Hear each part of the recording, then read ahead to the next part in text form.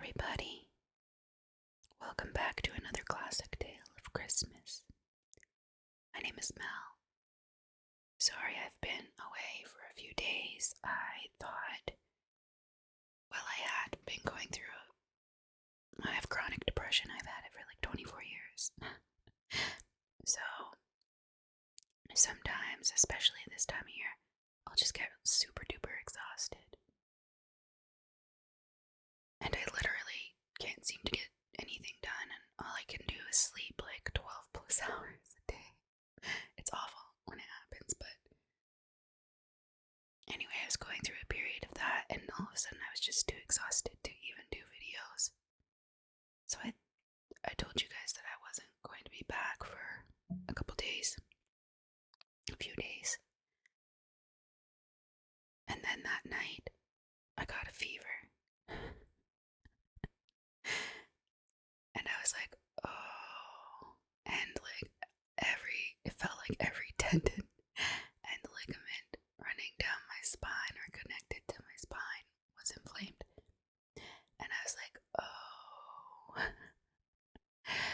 So, maybe I do have a bit of the depression, but I think my extreme exhaustion is actually a bug that my body was trying to fight off.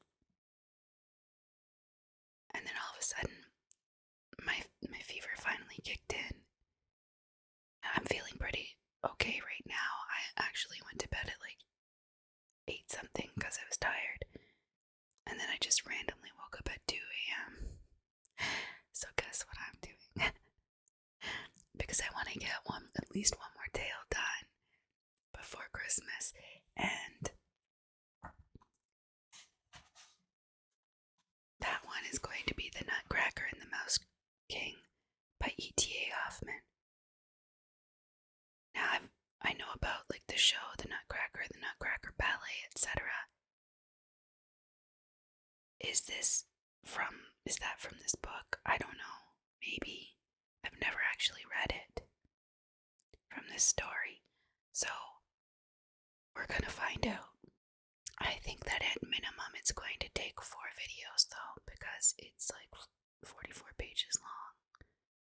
The other ones have been like 2 pages. 2, 3, maybe 4, up to 6.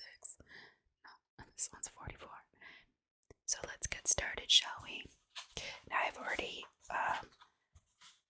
set the page where I'm going to end for this video. It should be up here. So that's why that's there, to remind me. Alright, please like and subscribe if you haven't already. And let's get going with The Nutcracker and the Mouse King by ETA Hoffmann. Christmas Eve. During the long, long day of the 24th of December, the children of Dr. Stahlbaum were not permitted to enter the parlor, much less the adjoining drawing room. Frederick and Maria sat nestled together in a corner of the back chamber. Dusky twilight had come on, and they felt quite gloomy and fearful. For, as was commonly the case on this day, no light was brought in to them. Fred, in great secrecy and in a whisper, informed his little sister, she was only just 7 years old, that ever since morning he had heard a rustling and a rattling, and now and then a gentle knocking in the forbidden chambers. Not long ago, also, he had seen a little dark man with a large chest under his arm, gliding softly through the entry, but he knew very well that it was nobody but Godfather Drosselmeyer. Upon this, Maria clapped her little hands together for joy and exclaimed, "Ah, what beautiful things has Godfather Drosselmeyer made for us this time." Councillor Drosselmeyer was not a very handsome man. He was small and thin, had many wrinkles in his face over his right eye. He had a large black patch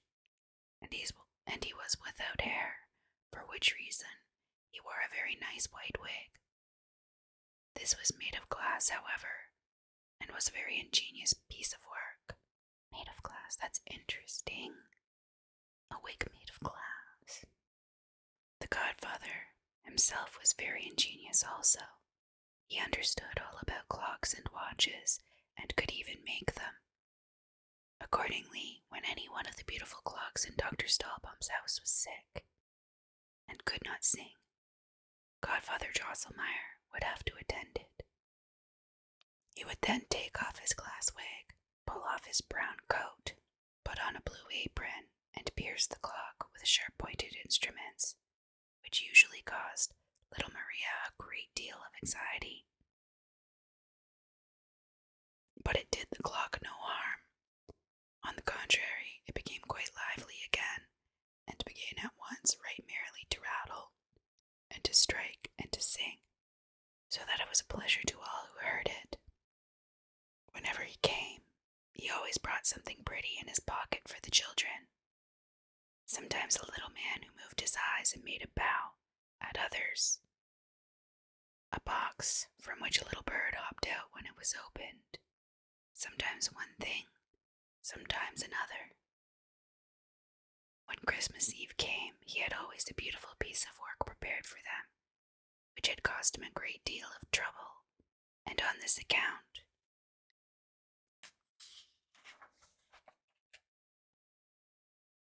it was always carefully preserved by their parents, after he had given it to them. "Ah, what beautiful present has Godfather Drosselmeyer made for us this time!" exclaimed Maria. It was Fred's opinion that this time it could be nothing else than a castle, in which all kinds of fine soldiers marched up and down, and went through their exercises. Then other soldiers would come and try to break into the castle, but the soldiers within would fire off their cannon very bravely, until all roared and cracked again. "No, no," cried Maria, interrupting him.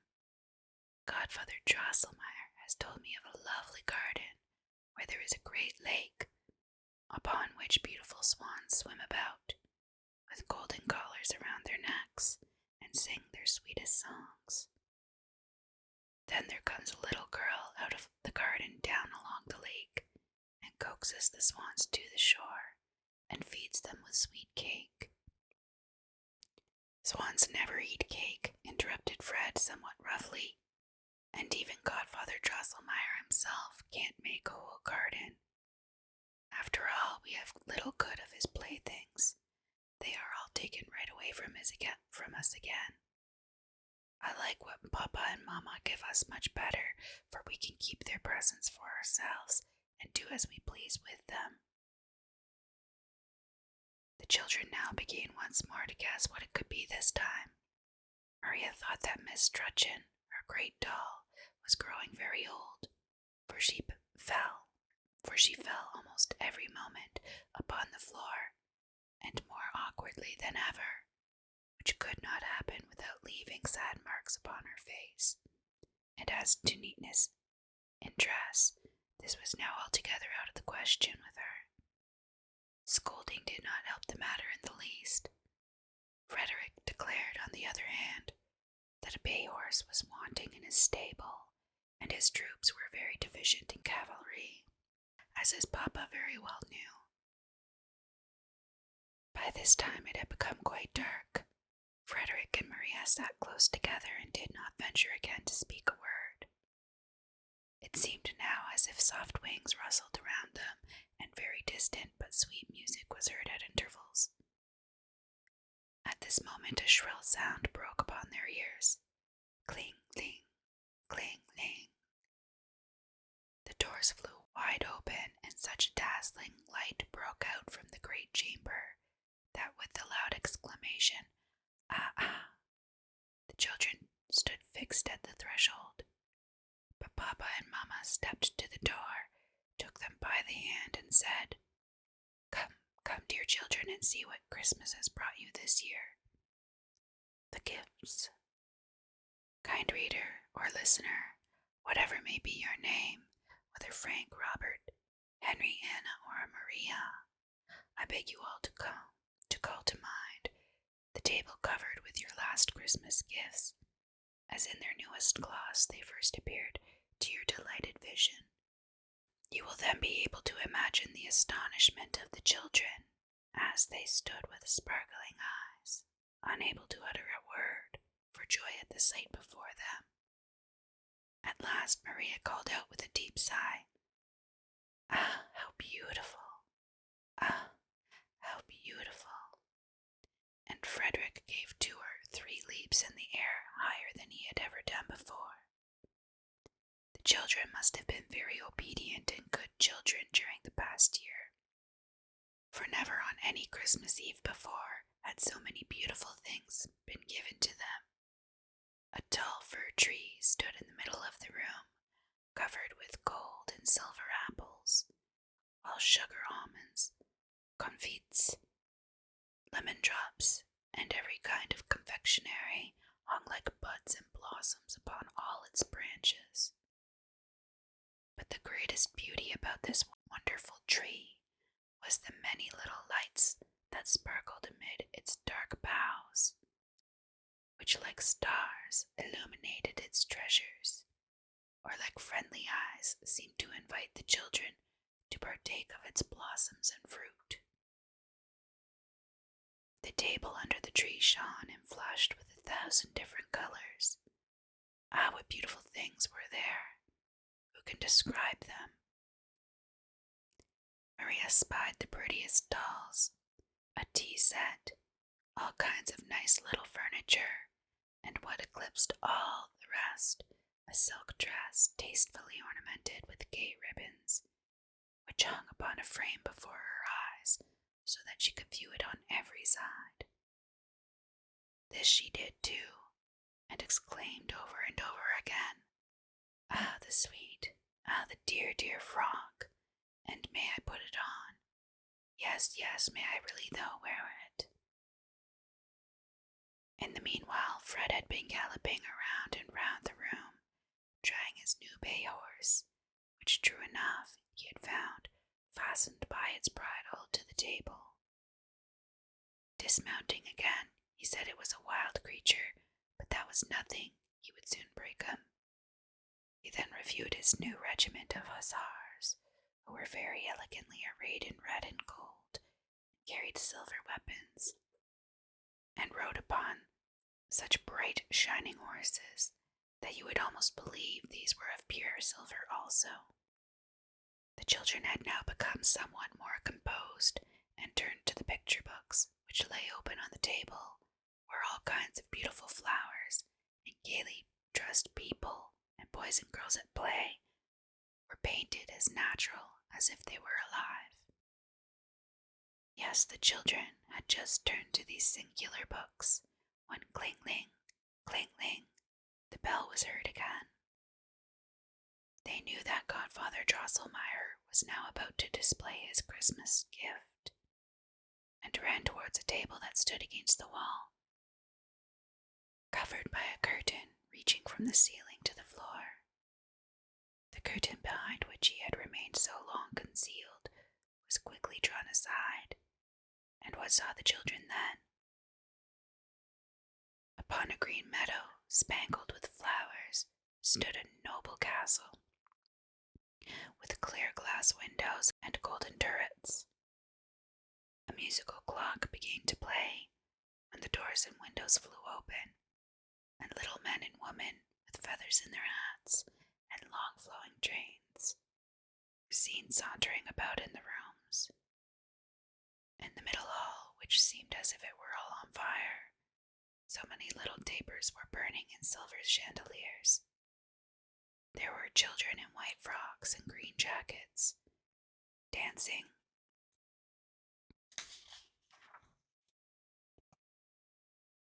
To the sound of the music, a man in an emerald green cloak at intervals put his head out of the window, nodded, and then disappeared.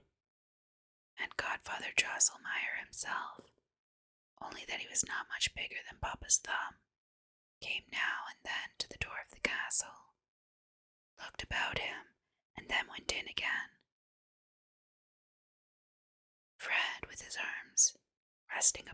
table, gazed at the beautiful castle and the little walking and dancing figures, and then said, "Godfather Drosselmeyer, let me go into your castle." The counselor gave him to understand that that could not be done, and he was right, for it was foolish in Fred to wish to go into a castle, which with all its golden turrets was not as high as his head.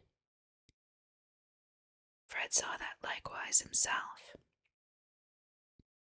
After a while, as the man and woman kept walking back and forth, and the children danced, and the Emerald Man looked out at his window, and Godfather Drosselmeyer came to the door, and all without the least change, Fred called out impatiently, "Godfather Drosselmeyer, come out this time at the other door."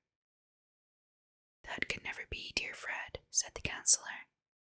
"Well then," continued Frederick, "let the green man who peeps out at the window walk about with the rest."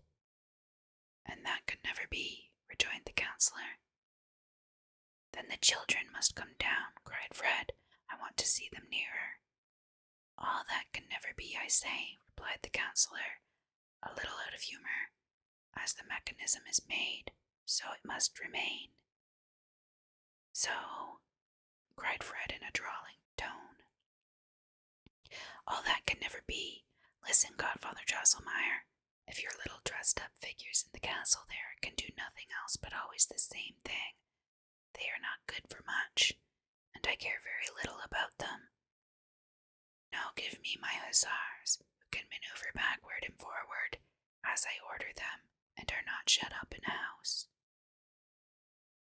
With this he darted towards a large table, drew up his regiment upon their silver horses, and let them trot and gallop, and cut and slash to his heart's content. Maria also had softly stolen away, for she too was soon tired of the sauntering and dancing puppets in the castle. But as she was very amiable and good, she did not wish it to be observed so plainly in her as it was in her brother Fred. Councillor Drosselmeyer turned to the parents and said somewhat angrily, "An ingenious work like this was not made for stupid children. I will put up my castle again and carry it home." But their mother now stepped forward and desired to see the secret mechanism and curious works by which the little figures were set in motion. The counselor took it all apart and then put it together again. While he was employed in this manner, he became good-natured once more, and gave the children some nice brown men and women with gilt faces, hands, and feet. They were all made of sweet thorn and smelt like gingerbread, at which Frederick and Maria were greatly delighted. At her mother's request, the elder sister Louise had put on the new dress which had been given to her, and she looked most charmingly in it. But Maria, when it came to her turn, thought she would like to look at hers a while longer as it hung. This was readily permitted. The favorite.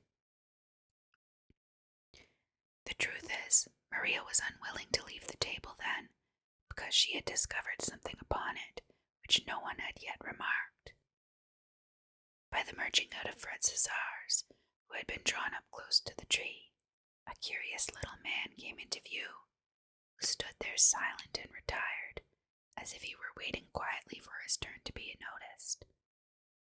It must be confessed, a great deal could not be said in favor of the beauty of his figure, for not only was his rather broad, stout body out of all proportion to the little slim legs that carried it, but his head was by far too large for either. A genteel dress went a great way to compensate for these defects, and led to the belief that he must be a man of taste and good breeding. He wore a hussar's jacket of beautiful bright violet, fastened together with white loops and buttons, pantaloons of exactly the same color, and the neatest boots that ever graced the foot of a student or an officer. They fitted as tight to his little legs as if they were painted upon them. It was laughable to see, that in addition to this handsome apparel, he had hung upon his back a narrow, clumsy cloak that looked as if it were made of wood, and upon his head he wore a woodman's cap. But Maria remembered that Godfather Drosselmeyer wore an old shabby cloak and an ugly cap, and still he was a dear, dear godfather. Maria could not help thinking also that even if Godfather Drosselmeyer were in other respects as well dressed as this little fellow, yet after all he would not look half so handsome as he. The longer Maria gazed upon the little man whom she had taken a liking to at first sight, the more she was sensible how much good nature and friendliness was expressed in his features. Nothing but kindness and benevolence shone in his clear green, though somewhat too prominent eyes. It was very becoming to the man that he wore about his chin a nicely trimmed beard of white cotton, for by this the sweet smile upon his deep red lips was rendered much more striking. "Ah, dear father," exclaimed Maria at last, "to whom belongs the charming little man by the tree there?" "He shall work industriously for you all, dear child," said her father. "He can crack the hardest nuts with his teeth, and he belongs as well to Louise as to you and Fred." With these words, her father took him carefully from the table and raised up his wooden cloak, whereupon the little man stretched his mouth wide open and showed 2 rows of very white sharp teeth. At her father's bidding, Maria put in a nut, and crack, the man had bitten it in 2, so that the shell fell off, and Maria caught the sweet kernel in her hand. Maria and the other 2 children were now informed that this dainty little man came of the family of Nutcrackers, and practiced the profession of his forefathers. Maria was overjoyed at what she heard, and her father said, "Dear Maria, since friend Nutcracker is so great a favorite with you, I place him under your particular care and keeping. Although, as I said before, Louise and Fred shall have as much right to his services as you." Maria took him immediately in her arms and set him to cracking nuts. But she picked out the smallest, that the little fellow need not stretch his mouth open so wide, which in truth was not very becoming to him. Louise sat down by her, and friend Nutcracker must perform the same service for her too, which he seemed to do quite willingly, for he kept smiling all the while very pleasantly. In the meantime, Fred had become tired of riding and parading his hussars, and when he heard the nuts crack so merrily, he ran to his sister and laughed very heartily at the droll little man, who now, since Fred must have a share in the sport, passed from hand to hand, and thus there was no end to his labor. Fred always chose the biggest and hardest nuts, when all at once, crack, crack, it went, and 3 teeth fell out of the Nutcracker's mouth, and his whole under jaw became loose and rickety. "Ah, my poor dear Nutcracker," said Maria, and snatched him out of Fred's hands. "That's a stupid fellow," said Fred. "He wants to be a Nutcracker, and has poor teeth. He doesn't understand his trade. Give it to me, Maria. He shall crack nuts for me if he loses all his teeth, and his whole chin into the bargain. Why make such a fuss about such a fellow?" "No, no," exclaimed Maria, weeping. "You shall not have my dear Nutcracker. See how sorrowfully he looks at me, and shows me his poor mouth. But you are a hard-hearted fellow. You beat your horses, yes, and lately had one of your soldiers shot through the head." "That's all right," said Fred, "though you don't understand it. But Nutcracker belongs as much to me as to you, so let me have him." Maria began to cry bitterly, and rolled up the sick Nutcracker as quickly as she could in her little pocket handkerchief. Their parents now came up with Godfather Drosselmeyer. The latter, to Maria's great distress, took Fred's part. But their father said, "I have placed Nutcracker expressly under Maria's protection, and as I see that he is now greatly in need of it, I give her full authority over him, and no one must dispute it. Besides, I wonder at Fred that he should require farther duty from one who has been maimed in the service. As a good soldier, he ought to know that the wounded are not expected to take their place in the ranks." Fred was much ashamed, and without troubling himself farther about Nuts or Nutcracker, stole around to the opposite end of the table, where his hussars, after stationing suitable outposts, had encamped for the night. Maria collected together Nutcracker's lost teeth, tied up his wounded chin with a nice white ribbon which she had taken from her dress, and then wrapped up the little fellow more carefully than ever in her handkerchief, for he looked very pale and frightened.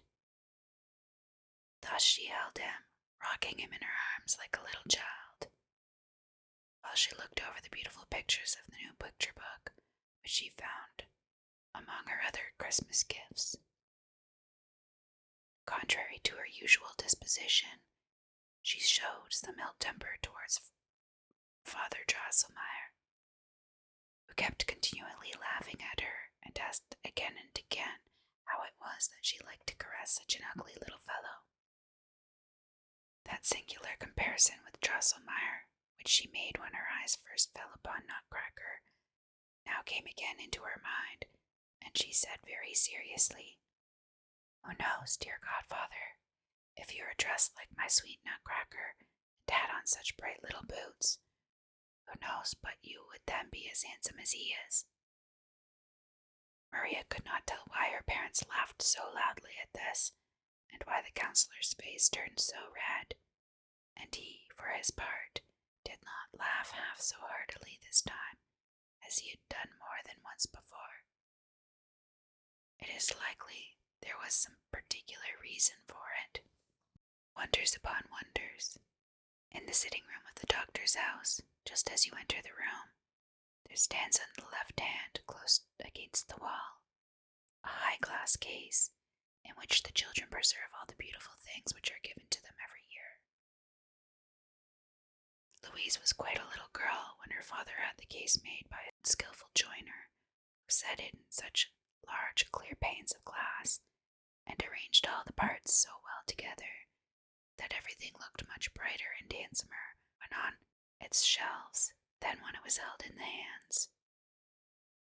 On the upper shelf, which Maria and Fred were unable to reach, stood all Godfather Drosselmeyer's curious machines. Immediately below this was a shelf for the picture books. The two lower shelves Maria and Fred filled up as they pleased, but it always happened that Maria used the lower one as a house for her dolls, while Fred, on the contrary, cantoned its troops in the one above. And so it happened today, for while Fred set his hussars in order above, Maria, having laid Miss Trudchen aside, and having installed the new and sweetly dressed doll in her best furnished chamber below, had invited herself to tea with her. I have said that the chamber was well furnished, and it is true. Here was a nice chintz sofa and several tiny chairs. There stood a tea table, but above all, there was a clean white little bed for her doll to repose upon. All these things were arranged in one corner of the glass case, the sides of which were hung with gay pictures, and it will readily be supposed that in such a chamber the new doll, Miss Clara, must have found herself very comfortable. It was now late in the evening, and night indeed was close at hand, and Godfather Drosselmeyer had long since gone home. Yet still the children could not leave the glass case, although their mother repeatedly told them that it was high time to go to bed. "It is true," cried Fred at the last. "The poor fellows," meaning his hussars, "would like to get a little rest, and as long as I am here, not one of them will dare to nod. I know that." With these words he went up to bed, but Maria begged very hard. "Only leave me here a little while, dear mother. I have 2 or 3 things to attend to, and when they are done, I will go immediately to bed." Maria was a very good and sensible child, and therefore her mother could leave her alone with her playthings without anxiety. But for fear she might become so much interested in her new doll and other presents as to forget the lights which burned around the glass case, her mother blew them all out and left only the lamp, which hung down from the ceiling in the middle of the chamber, and which diffused a soft, pleasant light.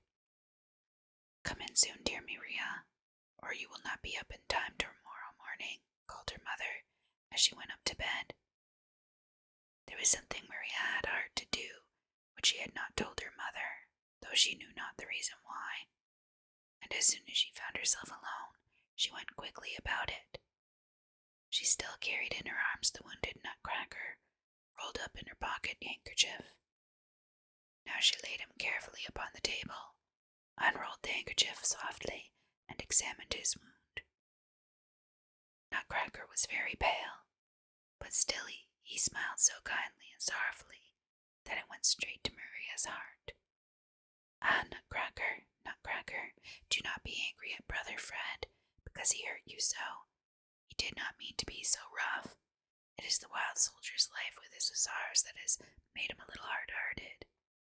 But otherwise he is a good fellow, I can assure you. Now I will tend you very carefully until you are well and merry again. As to fastening in your teeth and setting your shoulders, that Godfather Drosselmeyer must do.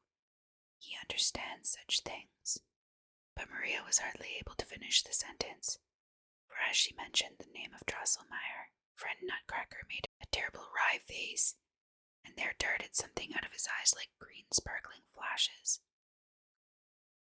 Maria was just going to fall into a dreadful fright when, behold, it was the sad smiling face of the honest Nutcracker again, which she saw before her. She knew now that it must be the glare of the lamp, which, stirred by the draught, had flared up and distorted Nutcracker's features so strangely. "Am I not a foolish girl," she said, "to be so easily frightened, and to think that a wooden puppet could make faces at me? But I love Nutcracker too well, because he is so droll and so good-tempered. Therefore he shall be taken good care of as he deserves." With this, Maria took friend Nutcracker in her arms, walked to the glass case, stooped down, and said to her new doll, "Pray, Miss Clara, be so good as to give up your bed to the sick and wounded Nutcracker, and make out as well as you can with the sofa. Remember that you are well and hearty, or you would not have such fat red cheeks, and very few little dolls have such nice sofas." Miss Clara, in her gay Christmas attire, looked very grand and haughty, and would not even say muck. "But why should I stand upon ceremony?" said Maria, and she took out the bed, laid little Nutcracker down upon it softly, and gently rolled a nice ribbon, which she wore around her waist, about his poor shoulders, and then drew the bedclothes over him snugly, so that there was nothing to be seen of him below the nose. "He shan't stay with the naughty Clara," she said, and raised the bed with Nutcracker in it to the shelf above, and placed it close by the pretty village, where Fred's hussars were quartered.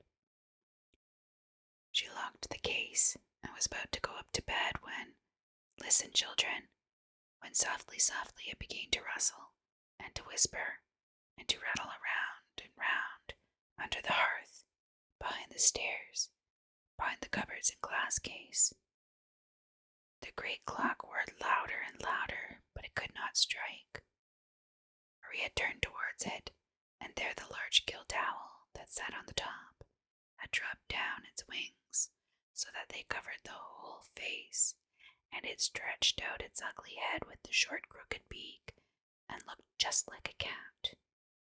And the clock whirred louder in plain words, "Tickry-tickry-dock, whir softly clock, Mouse King has a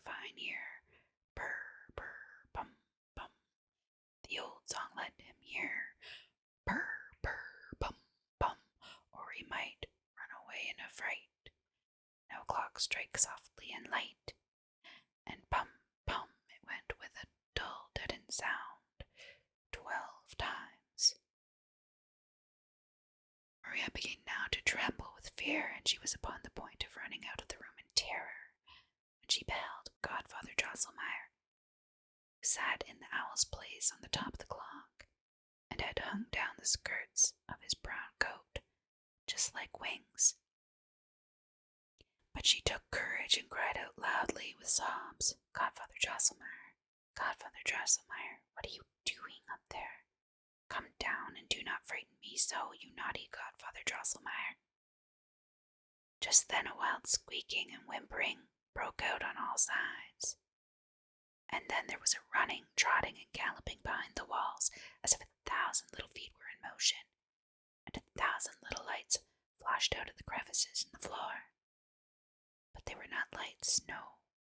They were sparkling little eyes, and Maria perceived that mice were all around, peeping out and working their way into the room. Presently it went trot, trot, hop, hop about the chamber, and more mice, in greater or smaller parties, galloped across. And at last,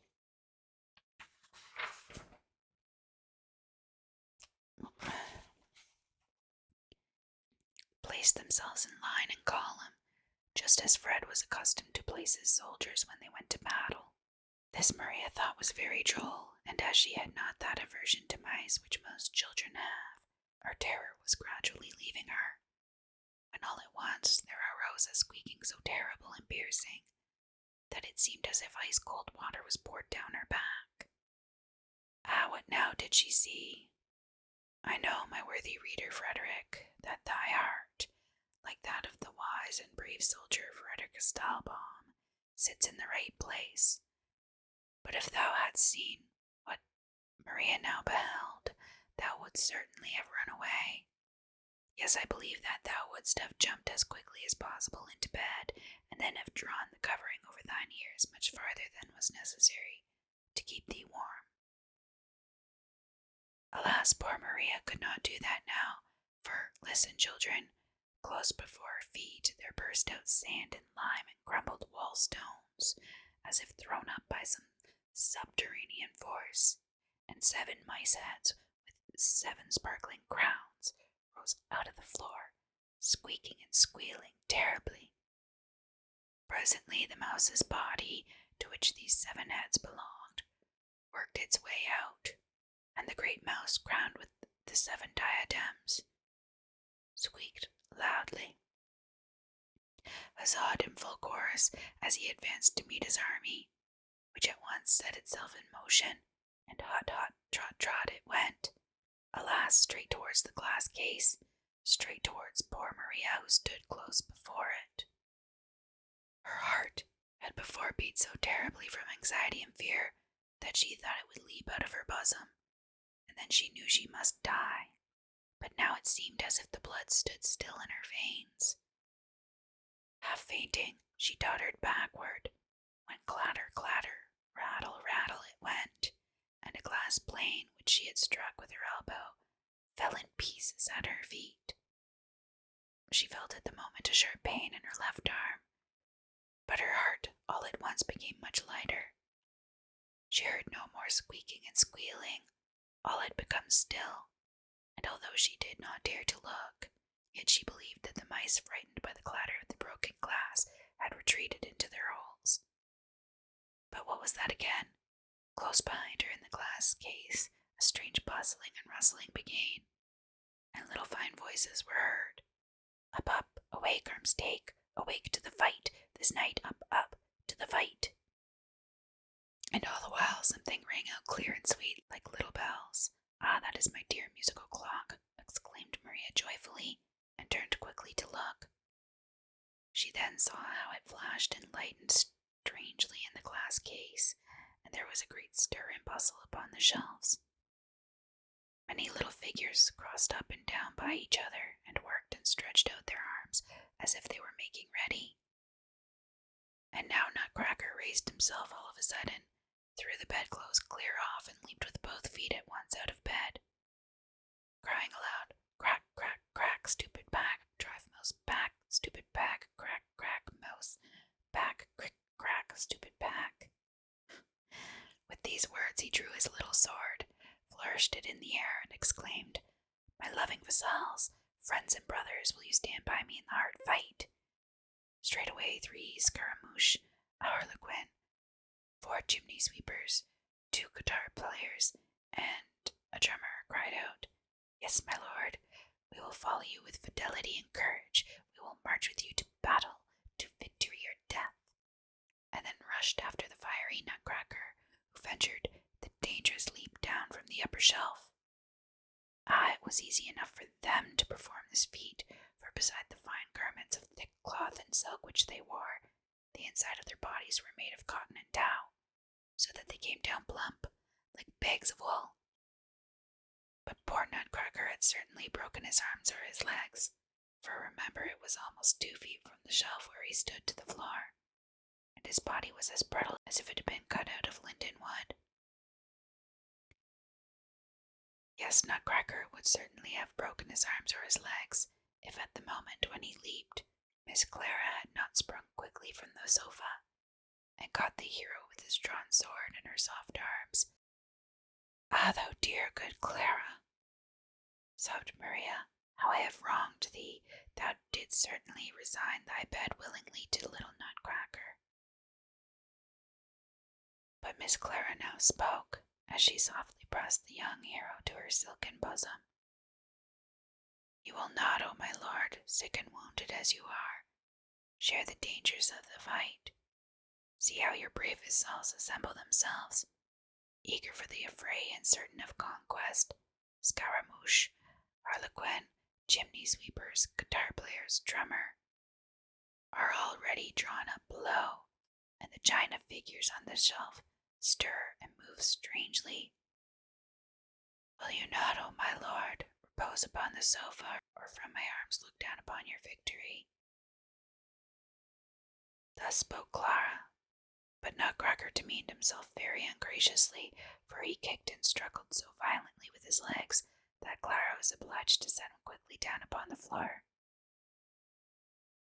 He then, however, dropped gracefully upon one knee and said, "Fair lady, the recollection of thy favor and condescension will go with me into the battle and the strife."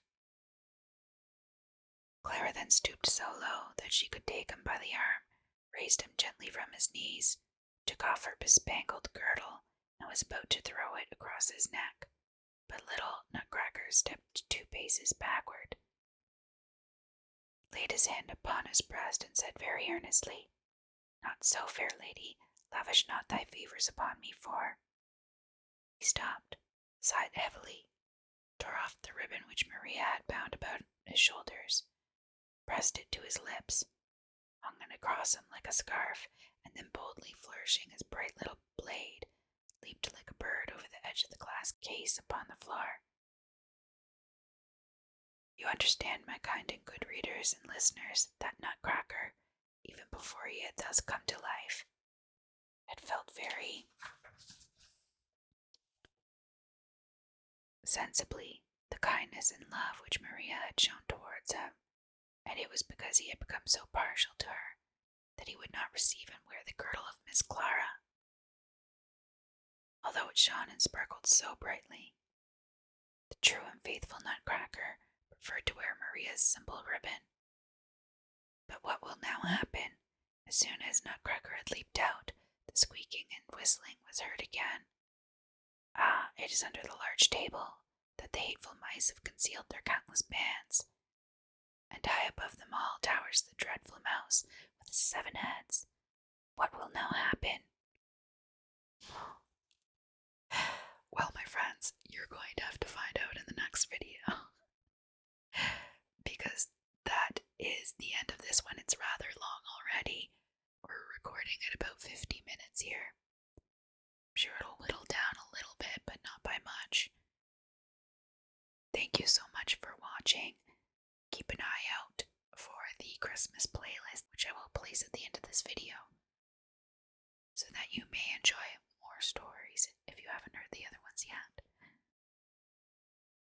soon. Bye bye. Watching.